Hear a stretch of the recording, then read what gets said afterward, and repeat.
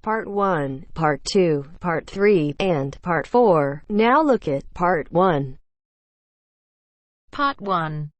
You will hear a woman asking about membership of a society. First, you have some time to look at questions 1 to 4.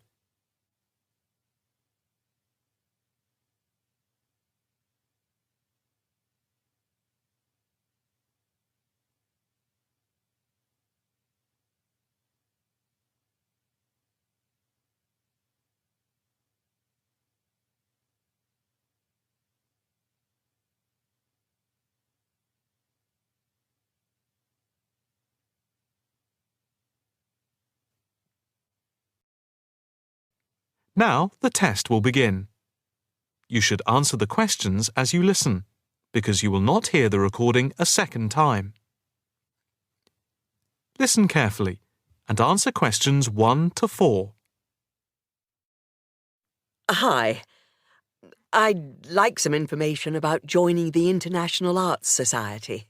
That's no problem. What exactly can I help you with? First of all, I'd like to know about the membership fee. Well, there are 2 types of membership. Can you tell me what they are? First, there is lifetime membership, which means that you can have access to all the facilities at the Society itself and all exhibitions. Plus, you can have discounts to various events at affiliated arts organisations here and abroad. And on top of that, you can use the lifetime members' room. How much is that type of membership? Well, the lifetime membership fee is £1,537. OK. It's rather a lot to pay in one go. What about the other membership? The ordinary membership, that's £193 per year. That sounds a bit more reasonable. What does that entitle you to? You can visit the Society, including the exhibitions, the library, and follow the arts programmes on weekdays during the opening times from 10 a.m. to 9 p.m. and at the weekend between 10 a.m. and 5 p.m. On Saturday, if there's a special event like a lecture or restricted showing of an exhibition, then it opens until 9 p.m. So, what is the difference between this and the lifetime membership? In the long run, you save money as you're making a one-off payment, and you have exclusive use of the lifetime members' room. OK. What arts programmes do you run? Well, the Society has a very extensive programme to cater for all tastes. There's a series of exhibition rooms for the permanent collection of paintings, watercolours and sculpture. And then there's a new exhibition area which opened at the beginning of the year. And we run a series of courses and lectures to go with the exhibitions. Can I ask about the lectures? What is scheduled for this year? The latest list is in this leaflet. Oh, yes. That looks very good. Are all the exhibitions, etc., free if I join? Yes, everything is free. That's fair enough.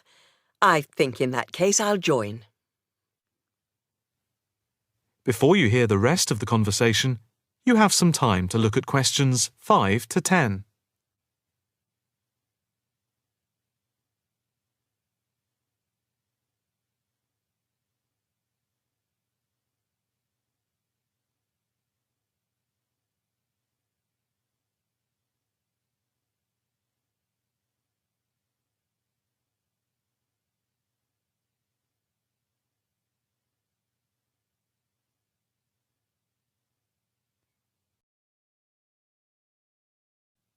Now listen and answer questions 5 to 10. I just need to take your name, address and telephone number. First, your name. Margaret Rochester. I take it that's R-O-C-H-E-S-T-E-R? Yes, that's it. And the address? It's 55 Stone Avenue. OK. Avenue. And the postcode? Let's see. It's MA7 4PQ. And a daytime telephone number? Can I give you my work number? Yeah, that's fine. It's 0207 895 2220, and the extension is 6633. Can I pay by credit card? Yes, of course. Do you want to pay for the full year at one time or by monthly instalments? You pay £4 extra a month if you pay by instalments. OK. I think I'll pay by monthly instalments. Right. If you just complete this form, then we can set up the monthly payments. OK. If you just put your PIN number in the machine, I can deduct the first month's payment. Right. That's gone through. Here's your card. I now just need to take your photograph over here, and then I can put it on your membership card. OK. That's it. I'll just print out your membership card. Right, here you are.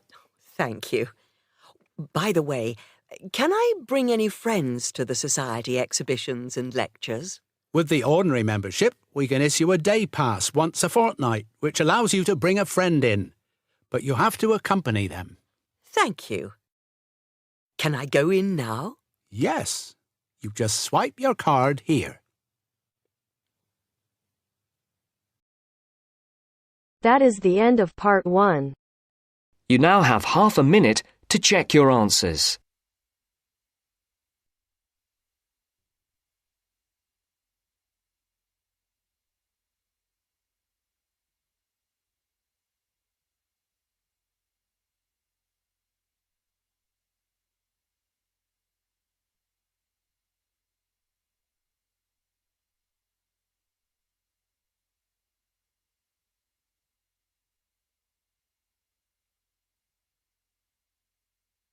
Now turns to part 2.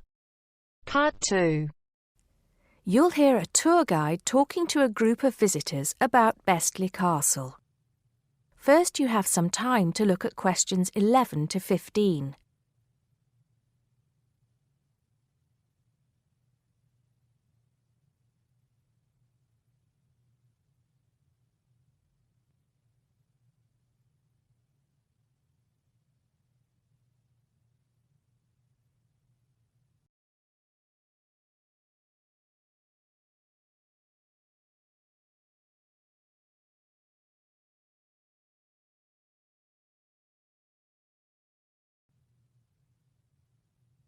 Now listen carefully and answer questions 11 to 15. Welcome to Bestley Castle. It's nice to see so many of you here today.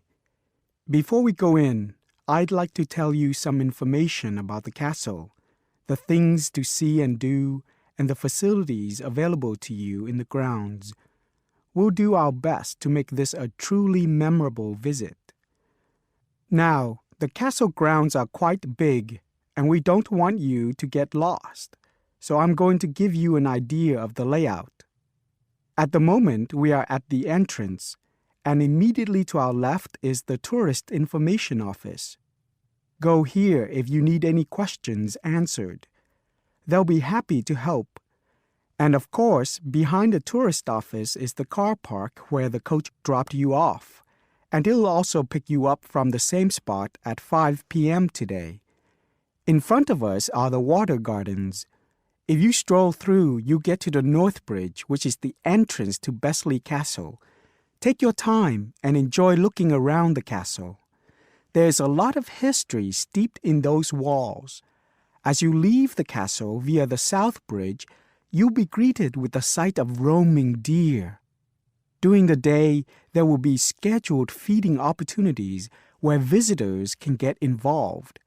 However, we do request that you do not feed the deer outside these times. To the right of the deer park is the Castle Museum, And behind that is our award-winning restaurant. It's a relatively new addition to the castle grounds, but is fast gaining a reputation for its food. Alternatively, you can choose to dine in the picnic area on the other side of the deer park. It's perfect for the family as it's next to the kids' play area and homemade ice cream hut. We hope that on your way out, you pop into the gift shop by the exit for something to remember us by. Before you hear the rest of the talk, you have some time to look at questions 16 to 20.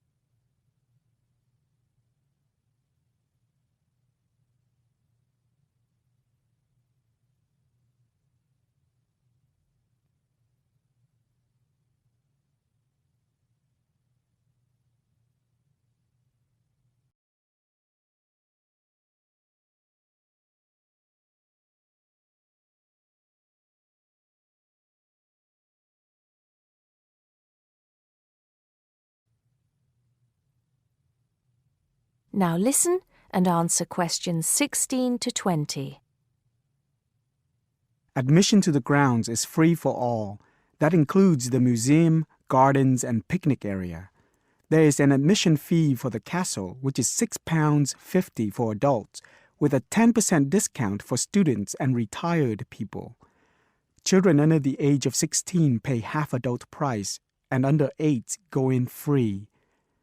There are many spectacular events throughout the year, and for most of them, there's also an admission fee. As these events are in high demand, it's a good idea to book well in advance.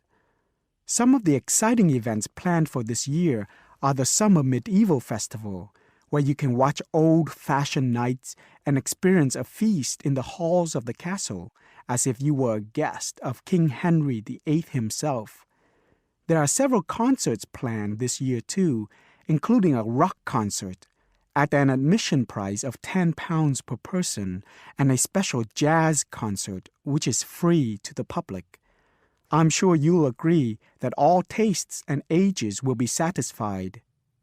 One scary but extremely popular event is the annual Haunted Castle event at the end of October, where the castle comes alive at night. Why don't you come along if you're brave enough?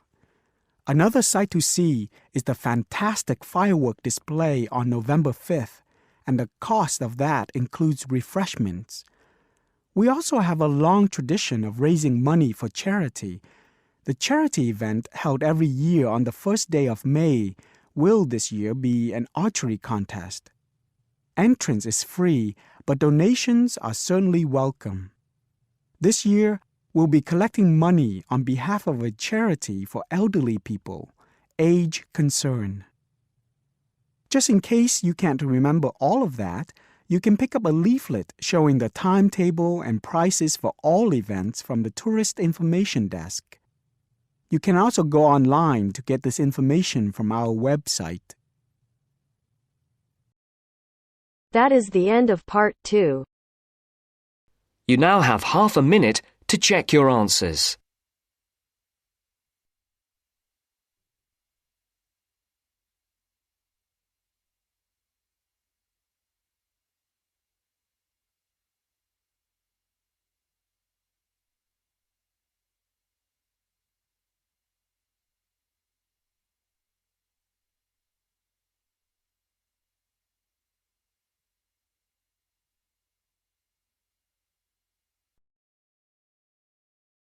Now turns to part 3.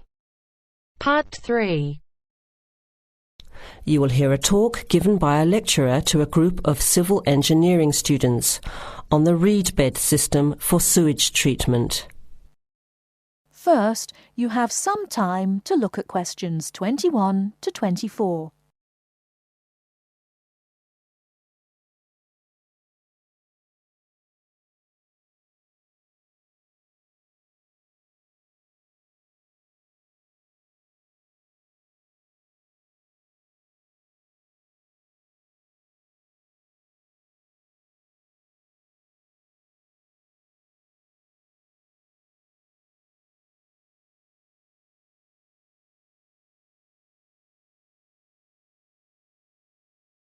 Now, listen carefully and answer questions 21 to 24. Thank you for inviting me to speak to you today about what is now called the reed bed sewage treatment system. This system uses naturally occurring reeds to treat domestic and industrial waste. It's an environmentally friendly alternative to normal systems. You all know what reeds are like, don't you? Those tall plants with hollow stems that grow in wet places, like marshes, for example. Here's how the system works. First of all, an artificial marsh is created. To do this, holes are dug about 1 metre deep and usually rectangular in shape. They are then lined with clay or plastic, and the liner is covered with gravel. After that, a system of tubing is laid, with holes in it, and more gravel is added to cover that. Finally, reeds are planted in the bed. The sewage is brought to settling tanks. From there, it is distributed to the roots of the reeds through the tubing. Note that the waste material enters the beds underground and remains underground. The reeds conduct oxygen very efficiently through their stems to the roots system.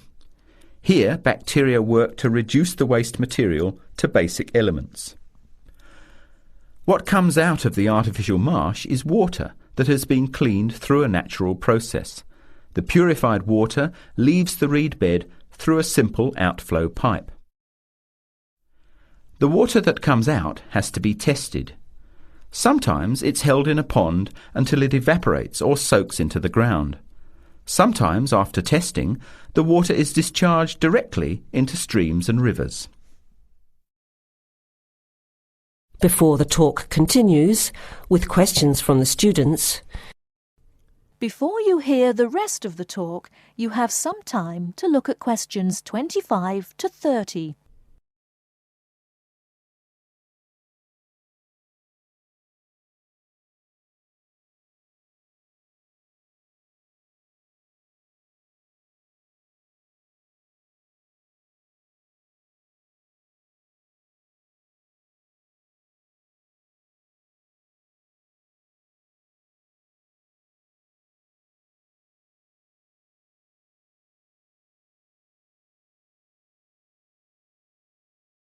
Now listen and answer questions 25 to 30. The reed bed system originated in Germany in the 1970s, and installations have been built in a number of countries throughout the world. To give you an idea of the size and appearance of a reed bed installation, an area of 3 by 5 metres approximately would be adequate for a single house. It would look like a pond overgrown with reeds. There are cities with 150,000 people in Germany whose entire sewage treatment requirements are served by reed bed installations which extend for 10 to 20 hectares. There are two wonderful environmental advantages. First of all, reed bed systems are natural composters. As time passes, high-grade soil builds up in the beds. The soil can be removed and used for agricultural purposes. Soil produced from waste containing heavy metals would of course have to be tested and the toxic material removed by chemical processes. An additional advantage is that the reed bed can function exactly as a marsh, providing a healthy natural home or habitat for waterfowl and other birds, insects, reptiles and mammals. But there are practical advantages to a reed bed system over existing sewage treatment plants as well. At all levels, the cost is lower than for normal systems. Labour costs are a fraction of the costs of a conventional system.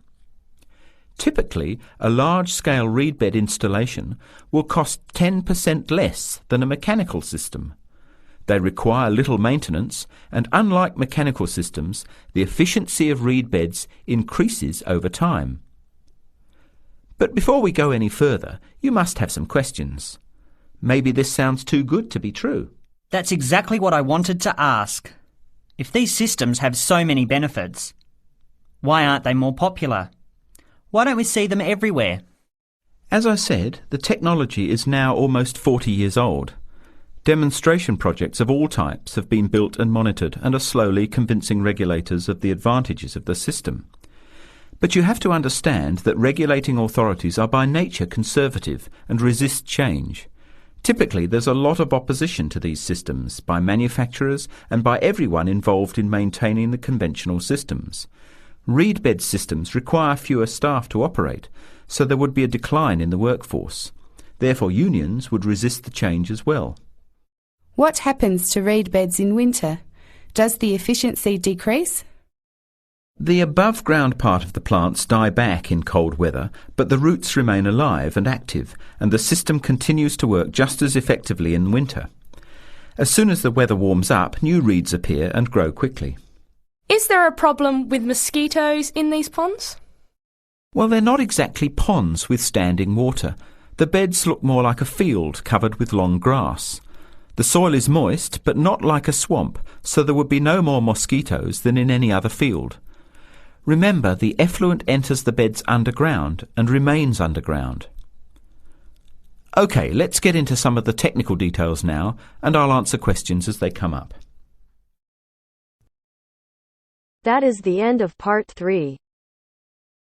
You now have half a minute to check your answers.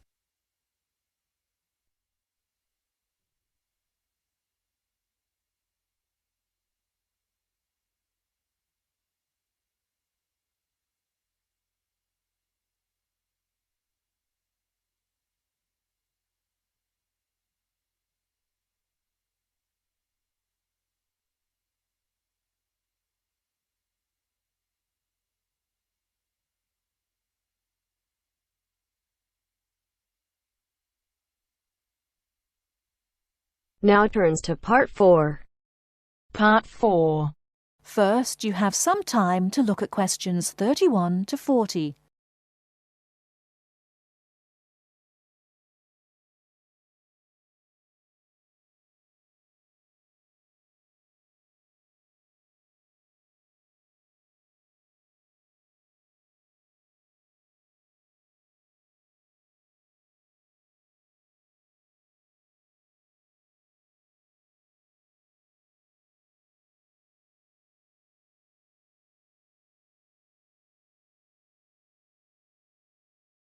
Now listen carefully and answer questions 31 to 40.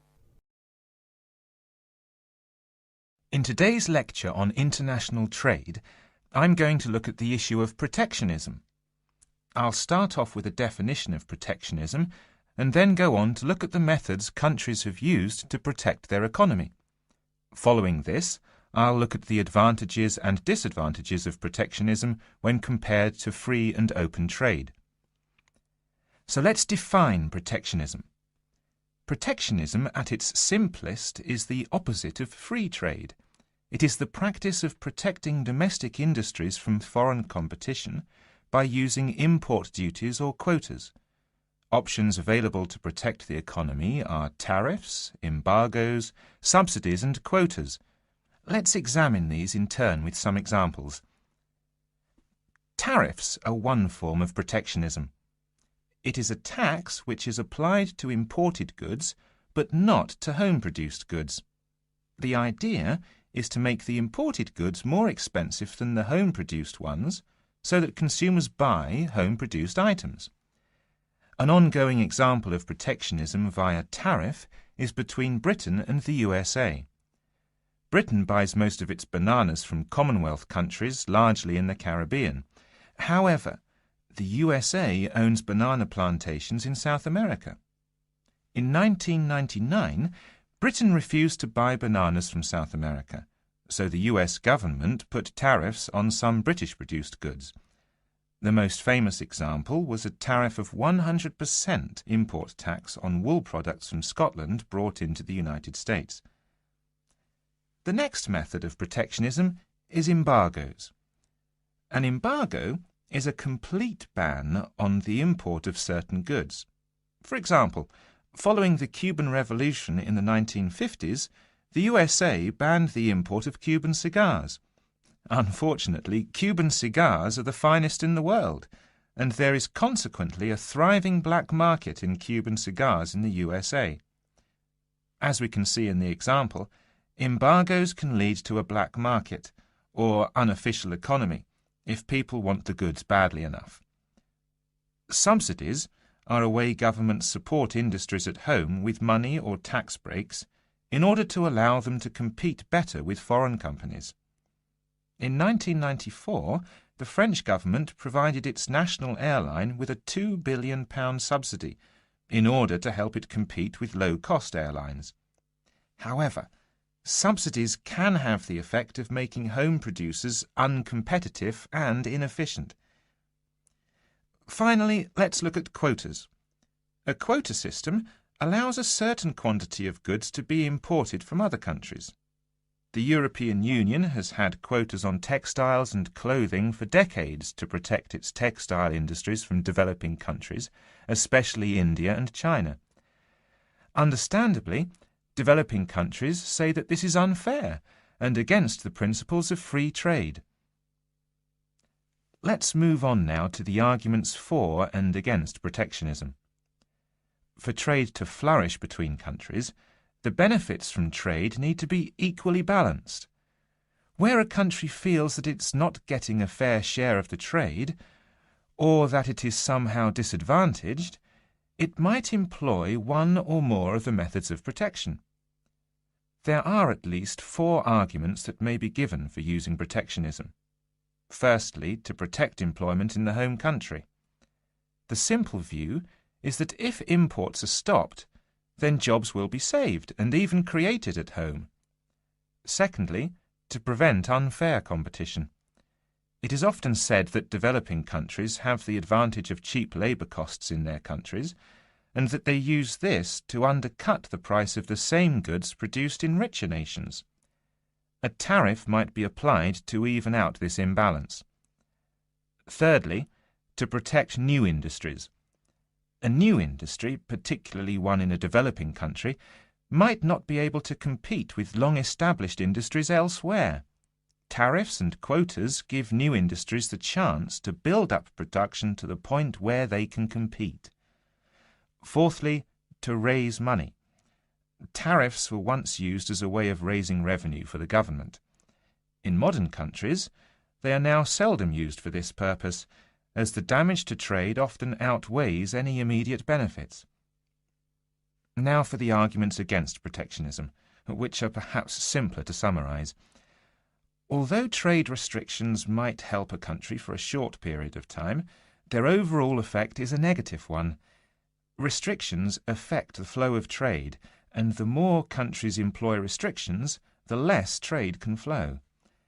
In the long run, no one benefits from trade restriction, because if one country puts restrictions on another country, the other country then puts their own restrictions on the first country. This affects the first country's exports, and as the country finds it difficult to export goods, then unemployment is the result. So, protection tends to help only the protected and can hide inefficient manufacturers. That is the end of part 4. You now have half a minute to check your answers.